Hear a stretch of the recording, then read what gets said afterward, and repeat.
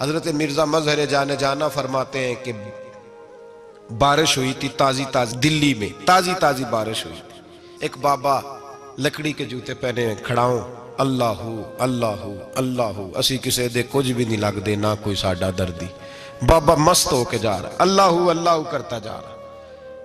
ایک طوائف اپنے کوٹھے سے اتر کے تو سیڑھیوں پہ بیٹھی تھی، ساتھ اس کا یار بھی بیٹھا تھا. بابا اپنی مستی میں جا رہا، تو بابا جی کے پیروں سے کچھ مٹی اڑی تو اس عورت کے کپڑوں پہ پڑ گئی. پرواہ نہیں، بزرگ گزر رہے. وہ یار اس کا دوڑا ہوا آیا، اس نے آ کے تھپڑ مارا. کا خیال نہیں سارے اس کے کپڑے آلودہ کر دیے، تو کدھر تیرا دماغ نہیں ٹھیک؟ بابے نے نظر اٹھائی، کہا بیٹے میں نے دیکھا نہیں، چل اللہ تیرا بھلا کرے، تو نے بدلہ لے لیا.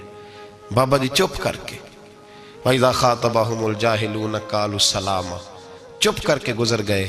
ٹھنڈ کا موسم تھا، بارش تازہ ہوئی تھی، حلوائی دودھ کاڑ رہا تھا. اس نے بٹھایا بابا جی کو پھٹے پہ، پیالہ پکڑا، دوڑ کے آگے بڑھا. بزرگ آ گئے، آئیے بیٹھیے. دودھ کا گرم گرم پیالہ شکر ڈال کے دیا. بابا جی نے دودھ پیا، پھر نظر جھکی، پھر رنگ بدلا.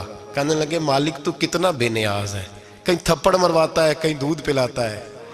تیری بے نیازی ہے نا، ادھر تھپڑ مروایا، یہاں دودھ پلایا، تو ہی جانتا ہے تیرے رنگ کیا ہے. ابھی بابا وہیں بیٹھا تھا، دوڑے آئے پیچھے سے لوگ، شور ہوا. بابے کو دبوچ کے وہاں لے گئے جہاں اس نوجوان نے تھپڑ مارا تھا. کہا تو اللہ کا بندہ ہے، اللہ کے بندے بد دعا تو نہیں دیتے. ہوا کیا؟ کہا تو نے بد دعا دی ہے؟ کہا نہیں دی، بات بتاؤ. کہنے لگے اس نے تجھے تھپڑ مارا ہے، چھت پہ چڑھا ہے، پیر پھسلا ہے، گردن کے بل گرا ہے، منکا ٹوٹ گیا، مر گیا ہے، تو نے بد دعا دی ہے. بابا جی کہنے لگے یار میں نے تو دوسرا لفظ بھی نہیں کہا، بھلا ہو کہہ کے گزرا ہوں، میں نے نہیں بد دعا دی. کہا تو نے دی ہے تبھی تو مر گیا. کہا نہیں دی. کہا بابا تو بزرگ آدمی ہے، سچ بول. تو بابا جی کہنے لگے سچ سنو. پھر میں آ رہا تھا، میرے پیروں سے مٹی اڑی، اس کے یار کے کپڑوں پہ پڑی، اسے برا لگا، اس نے مجھے مارا. جب اس نے مجھے مارا تو میں کوئی لاوارث تو نہیں تھا، جب اس نے مجھے مارا تو میں کوئی لاوارث تو نہیں تھا. مجھے دشمنوں نہ چھیڑو، میرا ہے کوئی جہاں میں ابھی پکار لوں گا، نہیں دور ہے مدینہ. اس نے مجھے مارا تو میں کوئی لاوارث تھا کہ میرا بدلہ کوئی نہ لیتا. اس نے مجھے مارا ہے تو میرے یار کو برا لگا تو اس نے اسے مار دیا ہے، میری تو غلطی کوئی نہیں. یاروں کا جھگڑا ہے، یہ تو دوستوں کا جھگڑا ہے، یہ تو یاروں کا جھگڑا ہے، کوئی غلطی نہیں میری، کوئی غلطی نہیں. خش خش جنہ قدر نہیں میرا، اے میرے صاحب نو وڈیاں، میں تے گلیاں دا روڑا کوڑا، میں گلیاں دا روڑا کوڑا. میں نو محل چڑھایا ہے سائیاں، میں نو محل چڑھایا ہے سائیاں. فرمایا اس نے مجھے لاوارث سمجھا تھا کہ تھپڑ مار کے گزر جائے، میرا کوئی پوچھے گا ہی نہیں. میرے رسول پاک علیہ السلام کے بارے میں رب فرماتا ہے ابھی میں تو تیرے ہوتے ہوئے کافر کو سزا نہیں دیتا کہ تو موجود ہے. یاد رکھیں حضرت فضیل بن عیاض فرماتے ہیں ایک جوان تھا، مسجد میں آیا، لوگوں سے کہنے لگا روٹی کھلاؤ. کسی نے توجہ نہ کی. اس نے کہا میں رب بتانے والا ہوں، میری طرف دیکھو تو صحیح. کسی شخص نے خیال ہی نہ کیا. پھر اس نے کہا یار تھوڑا سوچو. نمازیوں سے کہا، اہل علاقہ سے کہا، انہوں نے کہا تیری طرح کے بڑے درویش دیکھیں. مسجد کے محراب میں وہ رب کریم کا بندہ انتقال کر گیا. جب فوت ہو گیا نا، لوگوں کا مزاج ہے، بیمار کو دوائی نہیں دیتے، جنازے پہ وقت پہ پہنچ جاتے. جب کوئی گر رہا ہوتا ہے تو سہارا کوئی نہیں دیتا، جب کوئی گر جاتا ہے، ٹانگ ٹوٹ جاتی ہے تو تیمارداری کو زمانہ پہنچ جاتا ہے. اور بزرگ وہ نوجوان اللہ کا نیک بندہ مسجد کے محراب میں فوت ہو گیا. حضرت فضیل ابن عیاض کہتے ہیں امام صاحب نے اعلان کیا چندہ دو، کوئی لاوارث فوت ہو گیا، کفن دینا. چندہ کٹھا ہوا، کفن خریدا، جنازہ پڑا. عشاء کے بعد دفن کر کے آئے. فجر کی نماز کے لیے جب امام اور مؤذن مسجد میں آئے تو چیخیں مارنے لگے، تڑپنے لگے. دور دور تک آوازیں پھیل گئی، دنیا دوڑی آئی. کیا ہوا؟ کہنے لگے وہ جو تم نے کفن پہنایا تھا وہ یہاں پڑا ہوا ہے، اور دیکھو کفن پہ تحریر لکھی ہے. تحریر کیا ہے؟ عرش کے مالک نے فرمایا میرے دوست نے روٹی مانگی تم نے دی نہیں، اس نے تمہیں میرے قریب کرنے کے لیے اپنی طرف توجہ کرائی، تم نے کی نہیں.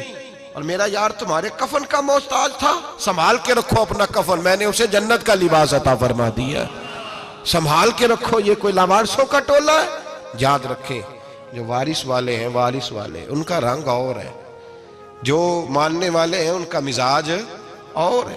اپنی زندگی لوارثوں کی طرح نہیں گزارے، تھوڑا سا ادھر گیا تھا تو پھر تھوڑا سا ادھر گیا تھا تو تھوڑا سا، یہ کیا بات ہوئی، یہ کیا بات ہوئی؟